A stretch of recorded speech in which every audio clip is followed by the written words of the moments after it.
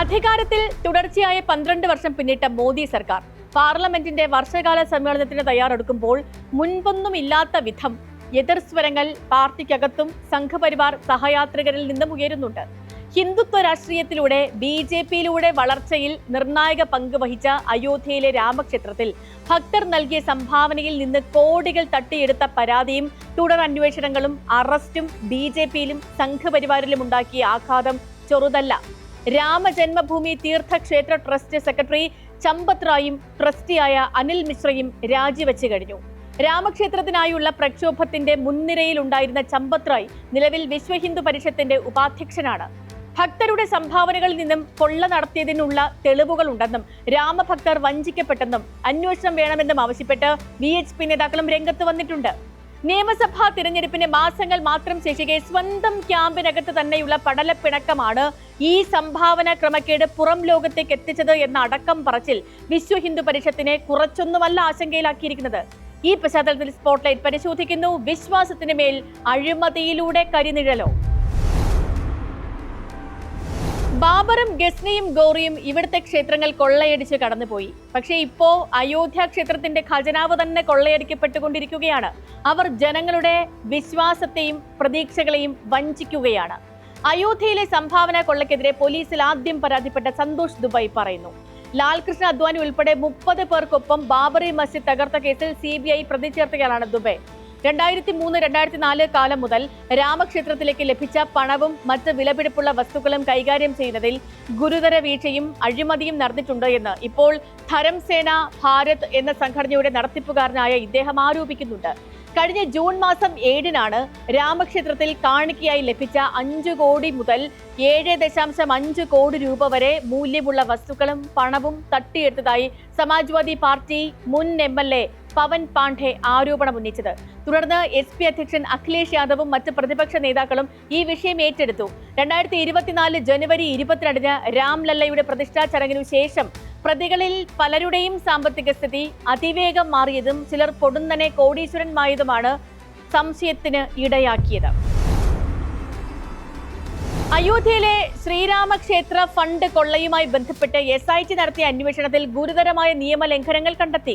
നോട്ടെണ്ണൽ പ്രക്രിയയിൽ സുരക്ഷാ ജീവനക്കാരെ വിന്യസിക്കുക, എണ്ണുന്ന മുറിയിൽ പ്രവേശിക്കുമ്പോഴും പുറത്തു പോകുമ്പോഴും ഉദ്യോഗസ്ഥരെ പരിശോധിക്കുക, സംഭാവന എണ്ണുന്നതിന്റെ CCTV ദൃശ്യങ്ങൾ 180 ദിവസത്തേക്ക് സൂക്ഷിക്കുക, ഈ പറഞ്ഞ നടപടിക്രമങ്ങളെല്ലാം അവിടെ ലംഘിക്കപ്പെട്ടിരിക്കുകയാണ്. നിയമങ്ങൾ ലംഘിച്ച് ശ്രീരാമ ജന്മ Theerthakshetra trust general secretary Champat റായിയുടെ മുൻ ഡ്രൈവർ നിരവധി സംഭാവന പെട്ടികളുടെ താക്കോൽ കൈവശം വച്ചിരുന്നു. ഈ സംഭാവന പെട്ടികളിൽ നിന്നും പണം മോഷ്ടിക്കപ്പെട്ടിട്ടുണ്ട്. SIT റിപ്പോർട്ട് അനുസരിച്ച് സംഭാവന എണ്ണൽ ചുമതലക്കാരനും കുറ്റാരോപിതനുമായ സുഭാഷ് ശ്രീവാസ്തവയെ ട്രസ്റ്റിയിലെ ഒരാളുടെ ശുപാർശ പ്രകാരമാണ് നിയമിച്ചത്. SIT റിപ്പോർട്ടിനെ തുടർന്ന് ഈ മാസം 25-നാണ് കേസിൽ FIR രജിസ്റ്റർ ചെയ്തത്. അറസ്റ്റ് ചെയ്ത 8 പേരിൽ 6 പേരുടെ വീടുകളിൽ നടത്തിയ പരിശോധനയിൽ ഇതുവരെ 80 ലക്ഷം രൂപയോളം പണവും വിദേശ കറൻസിയും കണ്ടെടുത്തിട്ടുണ്ട്.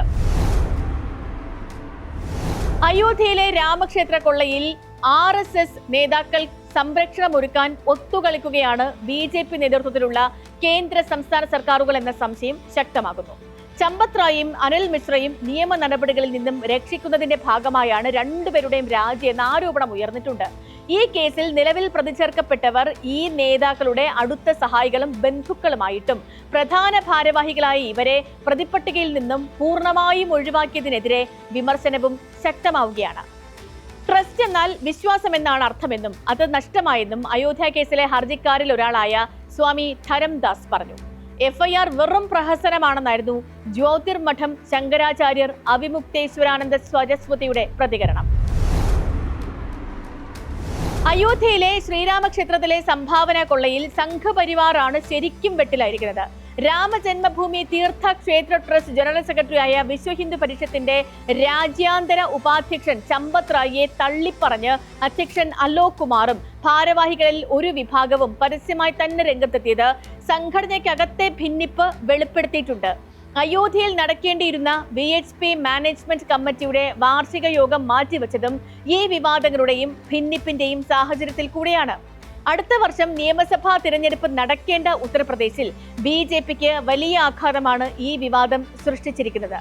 രാമക്ഷേത്രത്തിന്റെ പൂർത്തീകരണം ഹിന്ദു വോട്ടുകളുടെ ഏകീകരണത്തിന് കാരണമാകുമെന്ന പ്രതീക്ഷയിലായിരുന്നു BJP.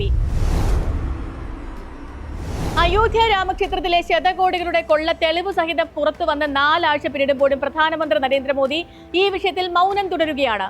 ഭക്തർ നൽകിയ കോടികൾ വിലമതിക്കുന്ന കാണിക്കയും സംഭാവനകളും കൊള്ളയടിച്ച ട്രസ്റ്റിന് രൂപം നൽകിയത് പ്രധാനമന്ത്രിയുടെ ഓഫീസാണ്. ക്ഷേത്ര നിർമ്മാണം കമ്മിറ്റി ചെയർമാനും ട്രസ്റ്റ് അംഗവുമായ നൃപേന്ദ്ര മിശ്ര മോദിയുടെ വിശ്വസ്തനും ഒപ്പം മുൻ പ്രിൻസിപ്പൽ സെക്രട്ടറിയുമായിരുന്നു. രാജിവെച്ച് RSS നേതാക്കളായ ട്രസ്റ്റ് ജനറൽ സെക്രട്ടറി ചമ്പത് റായിയും ട്രസ്റ്റ് അംഗം അനിൽ മിശ്രയും മോദിയുമായി ഏറെ അടുപ്പം പുലർത്തുന്നവരാണ്.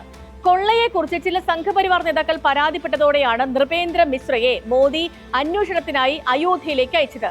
കവർച്ച ബോധ്യപ്പെട്ട മിശ്ര കാര്യങ്ങൾ മോദി അറിയിച്ചു. തുടർന്ന് പ്രധാനമന്ത്രിയുടെ നിർദ്ദേശപ്രകാരമാണ് UP സർക്കാർ പ്രത്യേക അന്വേഷണ സംഘത്തിന് രൂപം നൽകിയത്. അയോധ്യയിലെ രാമക്ഷേത്രം കോടിക്കണക്കിന് ഭക്തരുടെ വിശ്വാസത്തിന്റെ പ്രതീകമാണ്.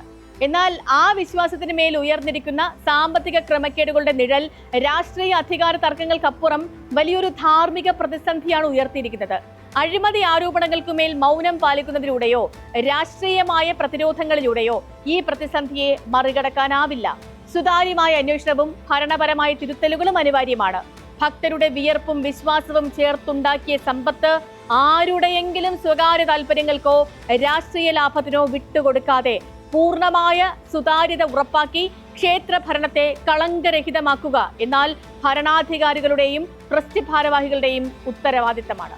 ഇത് ഓർമ്മിപ്പിച്ചുകൊണ്ട് ഇന്നത്തെ സ്പോട്ട്ലൈറ്റ് പൂർണ്ണമാകുന്നു. നാളെ മറ്റൊരു വിഷയമായി ഇതേ സമയം.